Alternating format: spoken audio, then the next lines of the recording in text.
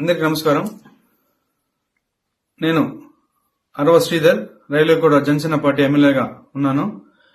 ఈ రోజు మార్నింగ్ నుంచి ఏదైతే నా మీద తప్పుడు ప్రచారం, అదేవిధంగా తప్పుడు ఫేక్ డీప్ వీడియోలు ప్రచారం చేస్తున్నారో దానికి నేను సూటిగా వాళ్ళని క్వశ్చన్ అడుగుతున్నాను.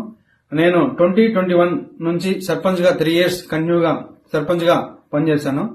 సర్పంచ్ గా పనిచేసేటప్పుడు నా విలేజ్ లో కావచ్చు, లేకపోతే పక్క పంచాయతీలు కావచ్చు, మండలంలో కావచ్చు, ఏ రోజైనా శ్రీధర్ ఇలాంటి తప్పులు చేస్తాడు, శ్రీధర్ పలానా తప్పులు చేస్తాడు, తప్పుడు వ్యక్తి అని నిరూపించండి.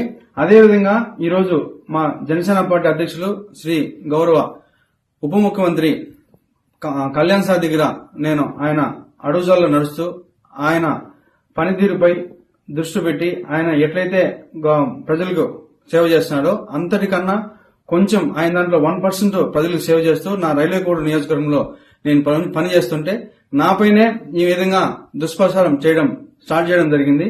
ఏదైతే నేను ఈ videos fake deep videos morning నుంచి ఫేక్ అని చెప్తున్నారో దానికి నేను సూటిగా మరొకసారి వాళ్ళని అడుగుతున్నాను.